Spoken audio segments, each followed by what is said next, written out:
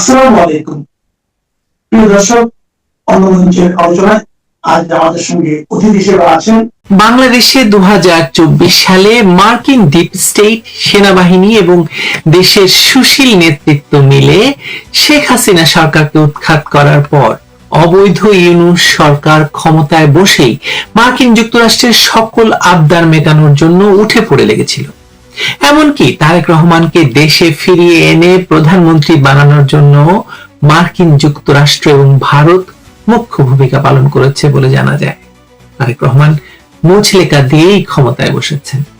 ফলে তারেক রহমানের সরকার আসলে ভারত মার্কিন সমর্থনে গঠিত ইউনূসের বর্ধিত সংস্করণ, যে কথা আমি বারবার বলছি। কিন্তু সরকার ভুলে গিয়েছিল, মানে তারেক রহমানের সরকার ভুলে গিয়েছিল যে পৃথিবী শুধু আমেরিকার কথায় নাচে না। পৃথিবীতে চীন বলেও একটি দেশ আছে, বাংলাদেশের অর্থনীতিতে যাদের বিরাট বড় হিস্সা রয়েছে। এটা বুঝতে পেরেই হয়তো হঠাৎ তারেক রহমানের সরকার চীনের পায়ে ধরতে মির্জা ফখরুল সহ নিজের উপদেষ্টাকে পাঠানো শুরু করেছে। চলুন জানা যাক ঘটনাটা আসলে কি।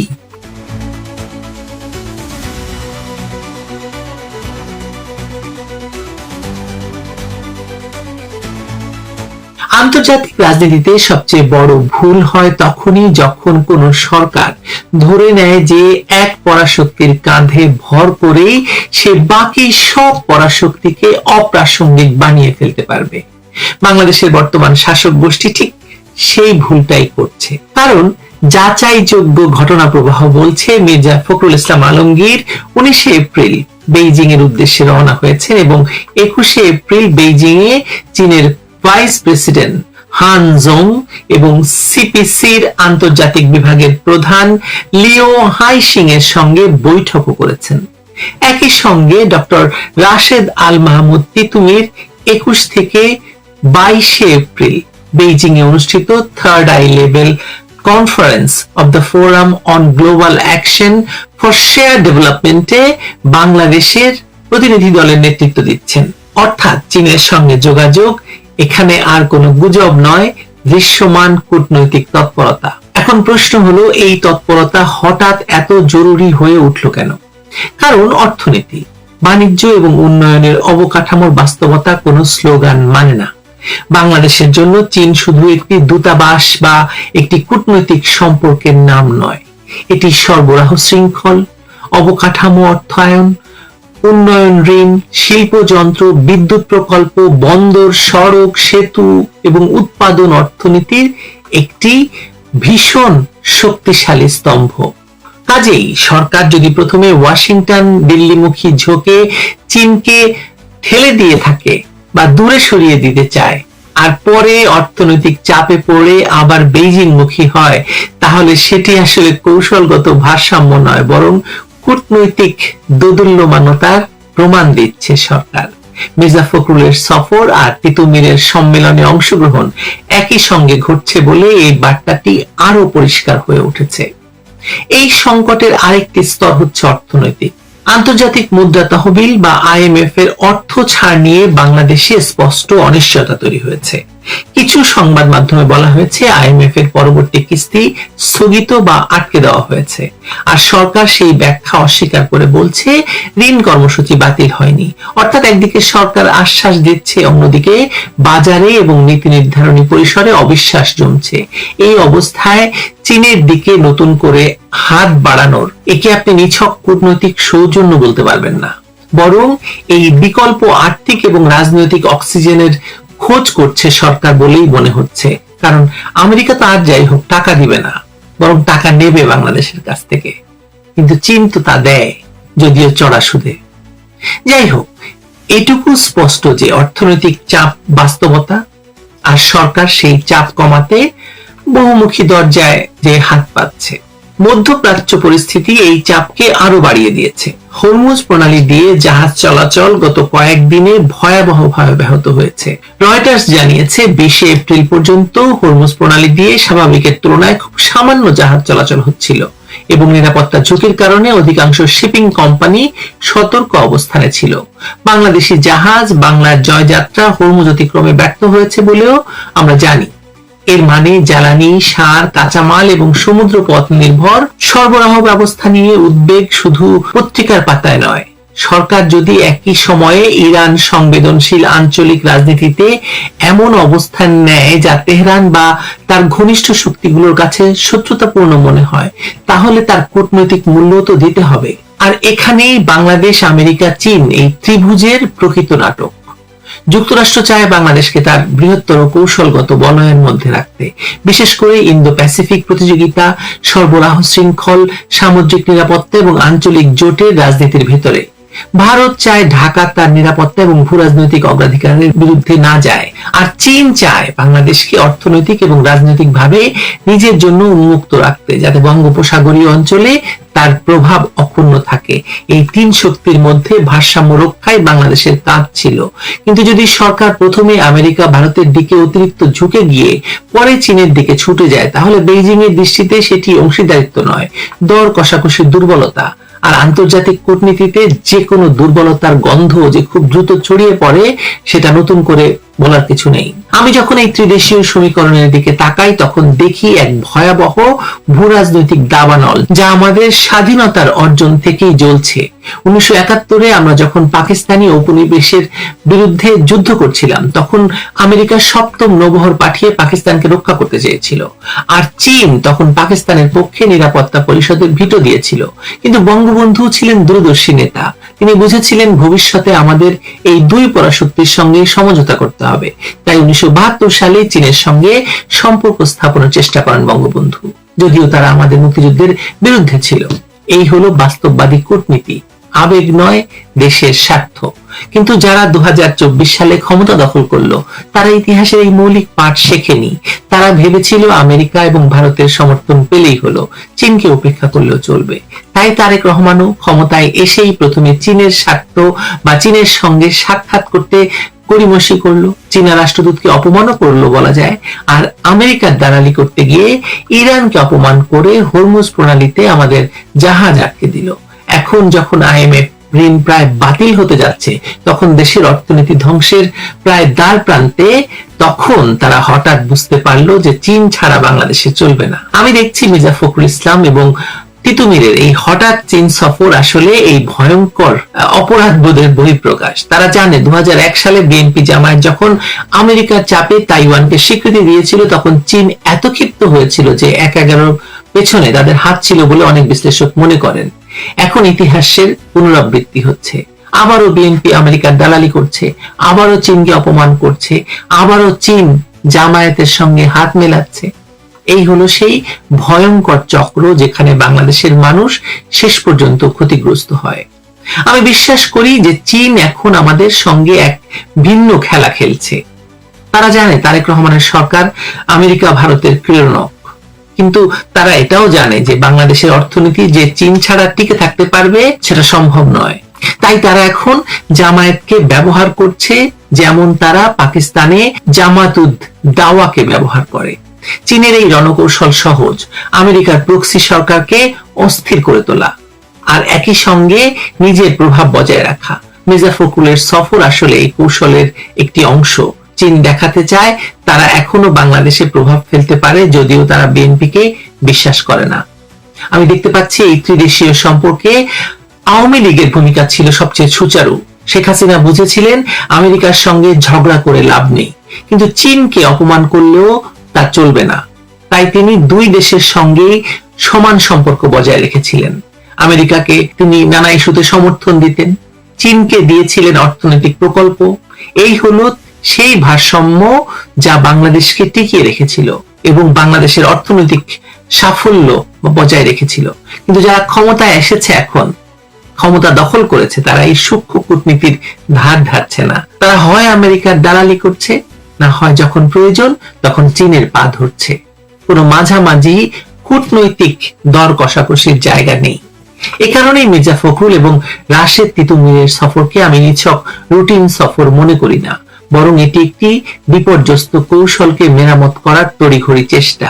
কিন্তু সমস্যা হলো আন্তর্জাতিক সম্পর্কের ভাঙা কাঁচ খুব সহজে জোড়া লাগে না, বিশেষত যখন অপরপক্ষ বুঝে যায় যে তাকে প্রথমে অবহেলা করা হয়েছিল আর এখন প্রয়োজনের তাগিদে তার কাছে ফিরে আসা হচ্ছে। চীন যদি মনে করে ঢাকার বর্তমান শাসক গোষ্ঠী তাকে কেবল সংকটকালে ব্যবহার করতে চায়, তাহলে প্রতিশ্রুতি পেলেও বড় রকমের আর্থিক বা কৌশলগত সহায়তা তারা সহজে নাও দিতে পারে। বিশেষ করে তিস্তা বা অন্য প্রকল্পের বা বড় প্রকল্পের মতো কড়া ভূরাজনৈতিক সংকেতবাহী বিষয়ে বেইজিং বরং তার দাম বা মূল্য অনেকটাই বাড়িয়ে দিতে পারে। দেখা যাক মির্জা ফখরুল এবং তিতুমির কি বিজয় করে আসেন চায়না থেকে। আমার মনে হয় না বরফ গলবে। তাজুল ইসলামকে তখনই ডাকা যাবে যখন তিনি বিদেশ থেকে দেশে ফিরবেন। তার মানে তাজুল ইসলামের বিরুদ্ধে এমন সব গুরুতর ভয়াবহ অভিযোগ উঠবার পরেও বাংলাদেশের ইতিহাসের অন্যতম সব স্পর্শকাতর মামলা যে আদালতে চলছে, সে আদালতের চিফ প্রসিকিউটরের বিরুদ্ধে এমন সব ভয়াবহ অভিযোগ তার সহকর্মীর তরফেই তোলা হলেও চিফ প্রসিকিউটর তাজুল ইসলামকে বিএনপি সরকার বিদেশ যাত্রায় কোনো বাধা দেয় নাই, তিনি বিদেশ যেতে পেরেছেন। বাংলাদেশে শেখ হাসিনার বিরুদ্ধে মানবতা বিরোধী অপরাধের মামলা পরিচালনাকারী আন্তর্জাতিক অপরাধ ট্রাইব্যুনালের তাজুল ইসলামের প্রসিকিউশন টিমের বিরুদ্ধে বস্তা ভর্তি টাকার বিনিময়ে রাজসাক্ষী বানানো, টাকা চেয়ে জামিন করানোর প্রতিশ্রুতি দেওয়া সহ নানা অভিযোগ ওঠার পর এখন রীতিমতো তদন্তকারী দল জামিনের বিনিময়ে কোটি টাকার ঘুষ চাওয়ার যে কল ফাঁস হয়েছিল সেই টেলিফোন কলের সত্যতা পেয়েছে। তার মানে তাজুল ইসলামের প্রসিকিউশন টিমের সদস্য সাইমুম রেজা তালুকদার চট্টগ্রামের মানবতা বিরোধী অপরাধের একটি মামলায় আটককৃত আওয়ামী লীগের সংসদ সদস্য ABM ফজলে করিম চৌধুরীর স্ত্রী এবং আইনজীবী রিজওয়ানা ইউসুফের কাছে সাইমুম রেজা তালুকদার ফোনে 1 কোটি টাকা ঘুষ দাবি করছেন এমন একটা রেকর্ডিং যে ফাঁস হয়েছিল মার্চ মাসে, সেটা এখন প্রমাণিত বলে বলছে নতুন চিফ প্রসিকিউটর আমিনুল ইসলাম। এবং তিনি বলছেন যে যেই ফ্যাক্ট ফাইন্ডিং টিমটি বা তদন্তকারী দলটি এই কল রেকর্ড ফাঁসের পর তারা গঠন করে দিয়েছিলেন, তারা এই কল রেকর্ডের সত্যতা পেয়েছে। ওই আওয়ামী লীগের সংসদ সদস্য ABM ফজলে করিম চৌধুরীর পরিবার বলেছিল যে তাজুল ইসলামের প্রসিকিউশন টিম অন্তত 26 বার এই সাইমুম রেজা তালুকদারের মাধ্যমে তাদের সঙ্গে যোগাযোগ করেছিল, তাদের কাছে টাকা চেয়েছিল, কোটি টাকা ঘুষ দাবি করেছিল, যাতে তারা ABM ফজলে করিম চৌধুরীকে চট্টগ্রামের ওই মামলা থেকে জামিন দিয়ে দেওয়ার প্রতিশ্রুতি দিয়েছিল। তাজুল ইসলামের বিরুদ্ধে, তাজুল ইসলামের প্রসিকিউশন টিমের বিরুদ্ধে যে এরকম সব ভয়াবহ আর্থিক দুর্নীতি এবং কেলেঙ্কারির অভিযোগ এরই মধ্যে বিএনপি সরকারের কাছে আছে, সেটার প্রমাণ পাওয়া যাচ্ছিল বা ধারণা করা যাচ্ছিল যখন বিএনপি সরকার গঠন করতে না করতেই 1 সপ্তাহেরও কম সময়ের মধ্যে আন্তর্জাতিক অপরাধ ট্রাইব্যুনালের চিফ প্রসিকিউটর পদ থেকে তাজুল ইসলামকে সরিয়ে দেওয়ার সিদ্ধান্ত জানায়। এবং চিফ প্রসিকিউটর পদ থেকে তাজুল ইসলামকে সরিয়ে দেওয়ার পরপরই সেদিনই তাজুল ইসলামের প্রসিকিউশন টিমের একজন সদস্য BM সুলতান মাহমুদ তিনি ফেসবুকে লেখেন যে তিনি রীতিমতো প্রসিকিউশন টিমের বিভিন্ন সদস্যদের রুমে দেখেছেন যে আন্তর্জাতিক অপরাধ ট্রাইব্যুনালে চলমান বিভিন্ন মামলায় অভিযুক্ত ব্যক্তিদের পরিবারের সদস্যরা বস্তা ভর্তি টাকা নিয়ে ঢুকছেন এবং তার বিনিময়ে সেসব ব্যক্তিকে রাজসাক্ষী বানানো হয়েছে। শুধু তাই নয়, BM সুলতান মাহমুদ এমন অভিযোগও নিয়ে আসেন চিফ প্রসিকিউটর তাজুল ইসলাম এবং তার প্রসিকিউশন টিমের অন্য সদস্যদের বিরুদ্ধে যে এমনকি শেখ হাসিনার মামলার যে রাজসাক্ষী পুলিশের তৎকালীন আইজি চৌধুরী আব্দুল্লাহ মামুন, তাকেও বিপুল পরিমাণ অর্থের বিনিময়ে রাজসাক্ষী বানিয়েছিলেন তাজুল ইসলামেরা। আন্তর্জাতিক অপরাধ ট্রাইব্যুনালে এ ধরনের অপরাধমূলক কর্মকাণ্ড ঘটে থাকলে এবং যখন প্রমাণ মিলছে যে একটি কল রেকর্ড ফাঁস হয়ে গেছে, যেই কল রেকর্ডকে জেনুইন বলছেন বর্তমান চিফ প্রসিকিউটর, যেই কল রেকর্ড সত্য বলে প্রমাণ পাচ্ছেন তদন্তকারী ব্যক্তিবর্গ, তখন এই কোনো মামলাতেই চিফ প্রসিকিউটর তাজুল ইসলামের প্রসিকিউশন টিম আসলে সৎভাবে কর্মকাণ্ড পরিচালনা করেছিলেন কিনা সেটা প্রমাণ ব্যতি রেখে এখন কোনো মামলার রায় বা বিচার কাজ সম্পন্ন করা আইনিভাবে দেখলে মুশকিল হয়ে পড়বে নতুন প্রসিকিউশন টিমের জন্য কিংবা আন্তর্জাতিক অপরাধ ট্রাইব্যুনালের জন্য। আন্তর্জাতিক অপরাধ ট্রাইব্যুনালটি যখন 2024 সালের 5ই আগস্টের পর আইনটি পাল্টে ফেলে 2024-এর জুলাই আগস্টের রাজনৈতিক আন্দোলনের সময় ঘটা ঘটনাবলীর বিচারের জন্য আবার গঠিত হয়, যেই আদালতে কিনা শেখ হাসিনার আমলে 1971 সালের যুদ্ধাপরাধের বিচার চলছিল এবং যেই আদালতে জামায়াতে ইসলামীর নেতৃবৃন্দের যখন 1971 সালের যুদ্ধাপরাধের দায়ে বিচার হচ্ছিল তখন তাদের পক্ষে আইনজীবী হিসেবে কাজ করছিলেন এই তাজুল ইসলাম। তখন 2024 সালের 5ই আগস্টের পর ওই আন্তর্জাতিক অপরাধ ট্রাইব্যুনালের আইন এবং এখতিয়ার বদলে নতুন করে ওই আদালতকে শেখ হাসিনার বিচারের জন্য ব্যবহার করা এবং শেখ হাসিনা এবং আওয়ামী লীগ নেতৃবৃন্দের বিচারের ওই আদালতের চিফ প্রসিকিউটর হিসেবে তাজুল ইসলামকে নিয়োগ দান নিয়ে তখন থেকেই দেশে বিদেশে নানা আইন বিশেষজ্ঞরা কথা বলছিলেন। তারা বলছিলেন এটা সরাসরি তার ক্ষেত্রে এমন একটা স্বার্থের সংঘাত তৈরি করে যে এটা নিশ্চিতভাবে এই আদালতে ঘটে যাওয়া যে কোনো বিচারকে পরবর্তীতে প্রশ্নের সম্মুখীন করবে। আর এখন কিনা সরকারের পালাবদল হবার পর, বিএনপি সরকার ক্ষমতা নেওয়ার পর দেখা গেল তাজুল ইসলাম শুধুমাত্র যে আওয়ামী লীগের বিরোধী রাজনৈতিক শিবিরের লোক বলে তার নিরপেক্ষতা নিয়ে প্রশ্ন তোলা যায় তাই নয়, তিনি এবং তার ঘনিষ্ঠজনদের নিয়ে গঠিত প্রসিকিউশন টিম রীতিমতো টাকার লেনদেন করছিলেন। কাকে জামিন দেওয়া হবে কাকে জামিন দেওয়া হবে না সেগুলো নির্ধারণে তার চেয়েও ভয়াবহ কথা একেবারে শেখ হাসিনার মামলার রাজসাক্ষী সহ বিভিন্ন মামলায় কাদেরকে অভিযুক্ত করা হবে আর কাদেরকে রাজসাক্ষী বানানো হবে সেসব নিয়েও ওই অভিযুক্তদের পরিবারগুলোর সঙ্গে অর্থের লেনদেন করছিলেন তাজুল ইসলাম এবং তাজুল ইসলামের প্রসিকিউশন টিম। তাজুল ইসলাম তার অত্যন্ত ঘনিষ্ঠ ব্যক্তিবর্গকে নিয়েই কিন্তু আন্তর্জাতিক অপরাধ ট্রাইব্যুনালের প্রসিকিউশন টিমটা গঠন করেছিলেন।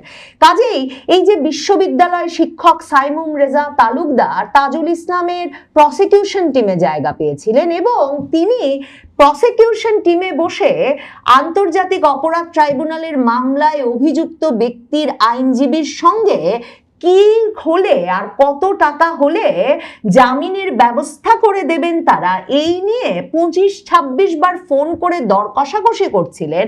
সেটা যে এই প্রসিকিউশন টিমের একেবারে ছত্র ছায়া ছাড়া বা সম্মিলিত ঐক্যবদ্ধ একরকমের ভূমিকা ছাড়া সম্ভব নয় সেটা সম্ভবত ধারণা করতে অসুবিধা হয় না।